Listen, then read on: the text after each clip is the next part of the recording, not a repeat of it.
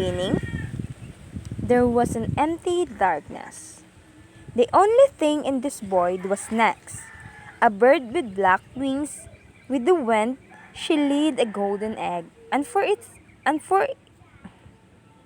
the beginning, there was an empty darkness.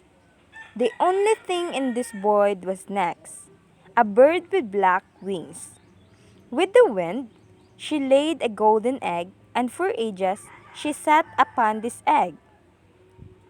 Finally, life began to stir in the egg, and out of it rose Eros, the god of love.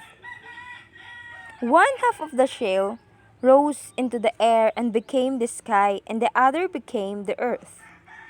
Eros named the sky Uranus, and the earth he named Gaia.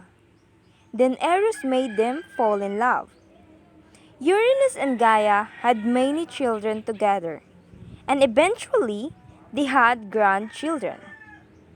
Some of their children became afraid of the power of their children. Cronus, in an effort to protect himself, swallowed his children when they were still infants.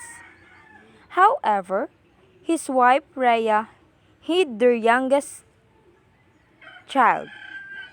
She gave him a rock wrapped in the swaddling clothes. When he swallowed, thinking it was his son.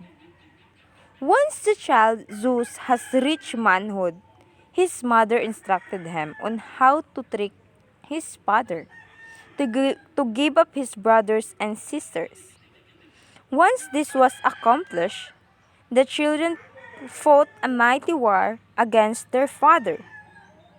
After much fighting, the younger generation won. With Zeus as their leader, they began to furnish Gaia with life and Uranus with stars. Soon, the earth lacked only two things.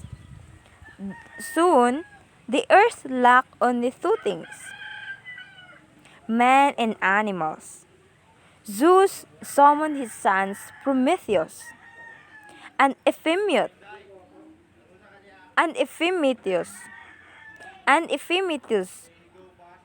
He told them to go earth and create men and animals and give them each gift. Prometheus set to work forming men in the image of gods, and Epimetheus worked on the animals. As Epimetheus worked, he gave each animal. He created one of the gifts. After Epimetheus had completed his work, Prometheus finally finished making men. However, when he went to see what gift to give men, Epimetheus shamefacedly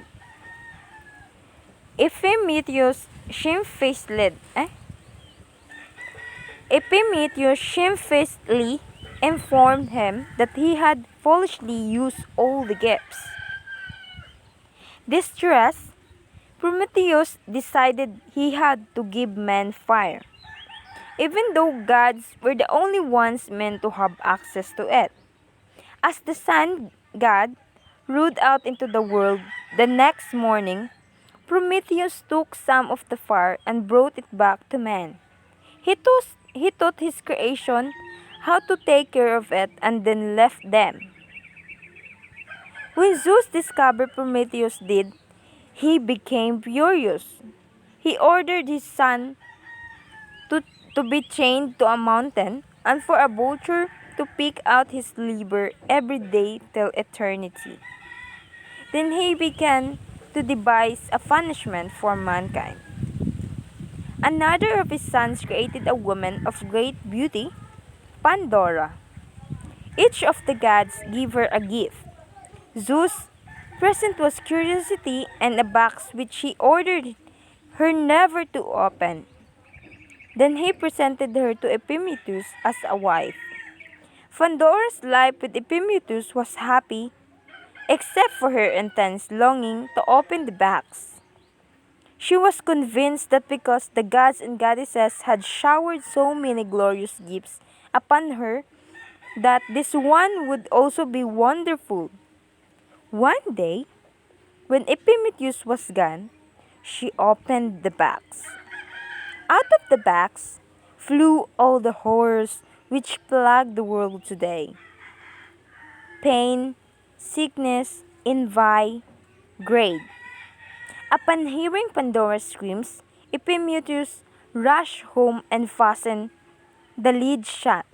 But all the evils had already escaped. Later that night, they heard a voice coming from the box saying, "Let me out, I am Hope."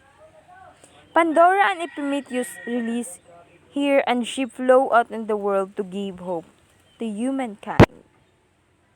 Kataas man.